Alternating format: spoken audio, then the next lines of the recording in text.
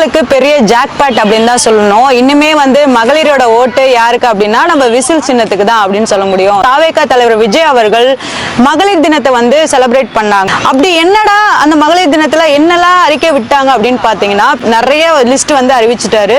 அதுல முக்கியமான ஒரு சில விஷயங்கள் இருக்கு. அது வந்து பெண்களுக்கு ஃபேவரான விஷயமா இருக்கட்டும், நிறைய விஷயங்கள் சொல்லியிருந்தாங்க. நிறைய வந்து பெண்கள் ஓட்டு அதிகமா சேர வாய்ப்பு இருக்கு அப்படின்னு தான் சொல்ல முடியும். தாவேகா தலைவர் விஜய் வந்து ஒன்னு சொல்லியிருக்காரு. அதாவது ஒரு குடும்பத்துல மகளிருக்கான 18 இருந்து 60 வயசு வரைக்கும் வந்து 2500 ரூபாய் மாசம் வந்து எல்லா மகளிருக்கும் தரப்படும். குடும்ப தலைவிக்கு 2500 ரூபாய் மாசம் தருவாங்க அப்படின்னு ஒரு திட்டத்தை அறிவிச்சிருக்காங்க. தமிழ்நாட்டுக்கு உதவித்தொகையா ஒரு சில அமௌண்ட் நாட்டுக்கு ஒதுக்கப்படுது. தமிழ்நாட்டுக்கு தனியா 4.39 லட்சம் கோடி நிதி உதவித்தொகை வந்து மக்களுக்காக கொடுக்கறாங்க. அந்த அமௌண்ட் எடுத்துதான் மகளிருக்காக மாசம் 2500 ரூபாய் ஒதுக்கப்படும். அதுவும் 18 இருந்து 60 வயசு வரைக்குமே கொடுக்கலாம் மாசம் அப்படின்ட்டு தாவேகா தலைவர் விஜய் அவர்கள் சொல்லியிருக்காங்க. இன்னொன்னு என்ன பாத்தீங்கன்னா காமராஜர் கல்வி உதவித்தொகை திட்டம் சொல்லிட்டு ஒன்னு அனௌன்ஸ் பண்ணிருக்காங்க. ஏழை குழந்தையா இருக்கட்டும், ரொம்ப வந்து இந்த ஸ்ட்ரீட் பீப்புள் எல்லாம் இருப்பாங்க இல்லையா, அவங்களுக்கு எல்லாம் வந்து ஸ்கூல் சேர்க்கிற அளவுக்கு வந்து ஒரு வருமானமும் கிடையாது, அதுக்கான வேலை வாய்ப்பும் கிடையாது. சொல்றானா நீங்க 1ஆவதுல இருந்து 12ஆவது வரையும் படிக்கலாம், அதுக்கான முழு செலவுமே அவரே ஏத்துப்பாரு. அதாவது வருஷத்துக்கு 15,000 உதவித்தொகை வந்து கல்விக்காக எந்தெந்த குழந்தைங்க வந்து ஸ்ட்ரீட் பீப்புள் குழந்தைங்க, ரொம்ப ஏழை குழந்தைங்களா படிக்க வைக்க முடியாத நிலைமையில இருப்பாங்க இல்லையா, அதுக்கான உதவித்தொகையை தான் இந்த 15,000 ரூபாய் கொடுக்குறாங்க. அந்த குழந்தைக்கு யாரு கார்டியனா இருக்கட்டும், அவங்களோட பேரண்ட்ஸா இருக்கட்டும், அவங்களுக்கு இந்த உதவித்தொகை வந்து போயிடும். ஒரு வருஷத்துக்கு 15,000 உதவித்தொகை வரும் அப்படின்னு ஒரு அனௌன்ஸ்மெண்ட் கொடுத்திருக்காங்க. இது உண்மையாலுமே வந்து ரொம்ப வரவேற்கத்தக்கது.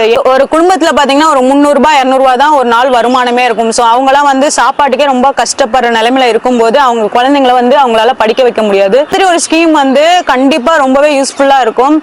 1ஆவதுல இருந்து 12ஆவது வரையும் படிக்கிற குழந்தைங்களுக்கு கல்வி உதவித்தொகையா 15,000 வருஷம் கொடுப்பாங்க அப்படின்னு ஒரு அனௌன்ஸ்மெண்ட் கொடுத்திருக்காங்க. தாய் வீடு சீர்னு சொல்லிட்டு ஒரு ஸ்கீம் அனௌன்ஸ் பண்ணிருக்காங்க. அப்படி என்னடா தாய் வீடு சீர் அப்படின்னு பாத்தீங்கன்னா, கட்டி கொடுக்கிற பெண் குழந்தைங்களுக்கு 1 பவுன் வந்து நகையும் பியூரான பட்டு புடவை சேலையும் வந்து இலவசமா தரேன் அப்படின்னு சொல்லியிருக்காங்க.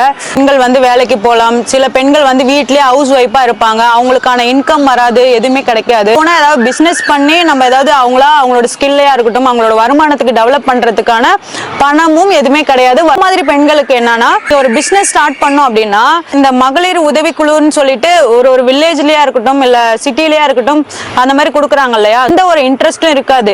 ஸோ நீங்க வந்து பிசினஸ் பண்ணணும் அப்படின்னு ஆசைப்பட்டீங்கன்னா 5 லட்சம் வந்து குறைஞ்சது ஒரு வருஷத்துக்கு கொடுப்பாங்க. அதை வச்சு அந்த 5 லட்சம் வந்து நீங்க வந்து பிசினஸ் டெவலப் பண்ணிக்கலாம். சிலிண்டருக்கு வந்து மானியம் வழங்கப்படும் சொன்னாங்க. அது வழங்கினாங்களா என்னன்னு எனக்கு தெரியாது. ஒரு வருஷத்துக்கு ஒரு குடும்ப அட்டைக்கு வந்து ஒரு குடும்ப ரேஷன் கார்டு அட்டைக்கு வந்து 6 சிலிண்டர் வந்து இலவசமா தருவாங்க. ஒரு வருஷத்துக்கு ஒரு குடும்பத்துக்கு நீங்க 6 சிலிண்டர் யூஸ் பண்ணிக்கலாம் அப்படின்ற இந்த ஒரு ஸ்கீமையும் வந்து புதுசா வந்து கொண்டு வந்திருக்காங்க. இந்த திட்டத்துக்கு பேர் பாத்தீங்கன்னா அன்னபூரணி சூப்பர் திட்டம்னு சொல்லிட்டு இந்த ஸ்கீமை வந்து அறிவிச்சிருக்காங்க.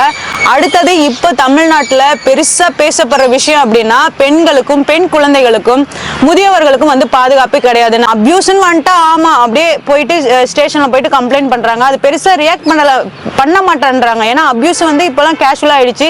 தமிழ்நாட்டுல அட்லீஸ்ட் டெய்லி ஒரு நாளைக்கு ஒரு 1ல இருந்து 10 குழந்தைங்களாவது அபியூஸ் பண்றாங்க. அபியூஸ் பண்ற குழந்தைங்களுக்கு சரியான ஜட்ஜ்மெண்டே வரல.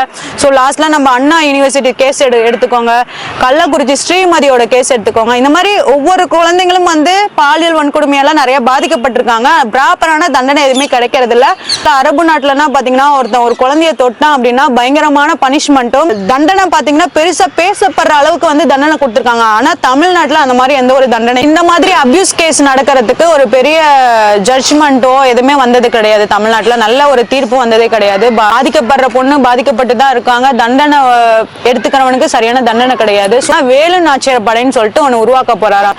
மாநிலம் முழுவதும் பாத்தீங்கன்னா 500 குழுக்களா பிரிச்சு அவங்களுக்குன்னு ஒரு தனி யூனிஃபார்ம் எல்லாமே கரெக்டா அந்த ஒரு ஃபார்மேட்டோட வந்து கொடுக்குறாங்க. குழு அமைச்சு வந்துட்டு இந்த மாதிரி பெண்களுக்கு ஏதாவது அபியூஸ் நடந்துச்சு அப்படின்னா கரெக்டா ஒரு தனி ஒரு கோர்ட்டே உருவாக்க போறாங்க. பேசிக்கா எந்த ஒரு ஜட்ஜ்மெண்ட் கரெக்டா வராது. ஸோ இவர் என்ன சொல்றாங்கன்னா அஞ்சலி அம்மாள் அதிவிரைவு பெண்கள் நீதிமன்றம் அப்படின்னு சொல்லிட்டு இந்த மாதிரி தண்டனையை வந்து அந்த குழு வந்து கரெக்டா வந்து ஃபைன் பண்ணி இந்த கோர்ட்ல வந்து கரெக்டான தண்டனை வாங்கி கொடுக்கலாம் அப்படின்னு சொல்லிட்டு தாவேகா தலைவர் விஜய் அவர்கள் சொல்லியிருக்காங்க. உண்மையாலுமே இது வந்து பெண்கள் மத்தியில வரவேற்கத்தக்க ஒரு பெரிய திட்டம். எனக்கு தெரிஞ்சு தாவேகா சைடு பாத்தீங்கன்னா பெண்கள் ஓட்டு அதிகமா இருக்க வாய்ப்பு இருக்கு. விசில் சின்னத்துக்கு பெண்கள் அதிகமா ஓட்டு போடுறதுக்கான வாய்ப்பும் இருக்கு அப்படின்னு தான் சொல்வேன். ஆட்டோல இருந்து பஸ்ல இருந்து நீங்க வந்து பெரிய லக்ஸுரி பஸ்ல ரொம்ப லாங் டிராவல் பண்ணாலுமே வந்து உங்களுக்கு அந்த பஸ் எல்லாம் இலவசம் தான். நீங்க வந்து காசு கொடுத்து போக செலவுல பெண்கள் போற டிராவல்ல வந்து உங்களுக்கு அன்கம்ஃபர்டபுளா இருந்துச்சுன்னா பேனிக் ஸ்மார்ட் பட்டன் ஒவ்வொரு இதுலயுமே வச்சிருப்பாங்க. நீங்க அதை கிளிக் பண்ண நீங்க ஒரு இடத்துல வந்து சுபத்தான நிலைமையில இருக்கீங்க, அதை வந்து ஈஸியா அண்டர்ஸ்டாண்ட் பண்ணிக்கலாம், ஃபைண்ட் பண்ணிக்கலாம். ஸோ யார் வந்து எந்த ஒரு பிரச்சனையில மாட்டிக்க கூடாது அப்படிங்கறதுனால இந்த ஒரு திட்டத்தையும் வந்து பெருசா அறிவிச்சிருக்காங்க. இது ரொம்பவே ஹெல்ப்ஃபுல்லா இருக்கும். வந்து இந்த திட்டத்தை கொண்டு வாயா அப்படின்ற மாதிரி தான் நான் சொல்வேன். இது வந்தா ஓரளவுக்கு நான் வந்து ஃபுல் அண்ட் ஃபுல் வந்து தமிழ்நாடே பெண் குழந்தைங்களும் பெண்களும் வந்து சேஃபா இருப்பாங்களா சொல்லல. அளவுக்கு வந்து குற்றங்கள் இந்த மாதிரி பாலியல் வன்கொடுமை குற்றங்கள் தடுக்க இது ஒரு பெண்களுக்கு பேசிக்கா வந்து நாப்கின் வந்து தேவைப்படுது. கல்லூரியா இருக்கட்டும், மருத்துவமனையா இருக்கட்டும், ரேஷன் கடையா இருக்கட்டும், எல்லாத்துலயுமே வந்து நாப்கின் வந்து இலவசமா நாங்க தருவோம். தாய்மாமன் சீர் திட்டம் அப்படின்னு சொல்லிட்டு தாவேகா தலைவர் விஜய் அவர்கள் வந்து அறிவிச்சிருக்காங்க. என்ன அந்த சீர்ல அப்படி என்ன இருக்கு, என்ன அப்படி ஸ்பெஷலா வைக்க போறாங்க அப்படின்னு பாத்தீங்கன்னா,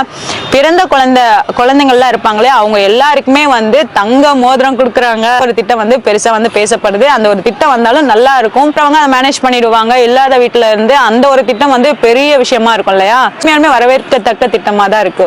ஸோ பெண்களுடைய ஓட்டு வந்து டிவி கேக்கு தான் நான் சொல்வேன். கண்டிப்பா எல்லாரும் மறக்காம விசில் சின்னத்துக்கு ஓட்டு போட்டுருங்க. பெண்களுக்கு எந்த அளவுக்கு பெருசா இந்த மாதிரி திட்டங்களும் அறிக்கைகளும் விட்டாங்களோ அதே மாதிரி ஆண்களுக்கும் புதுசா கொண்டு வந்திருக்காங்க ஒரு சில திட்டங்கள். அது என்னன்னு அப்படிங்கறத அடுத்த வீடியோல நான் மறக்காம ஷேர் பண்றேன். இந்த வீடியோ உங்களுக்கு பிடிச்சிருந்தா மறக்காம லைக் அண்ட் ஷேர் பண்ணிக்கோங்க, கமெண்ட் பண்ணிக்கோங்க. முடிஞ்சா உங்களோட ஃப்ரெண்ட்ஸுக்கு அப்டேட் கொடுங்க.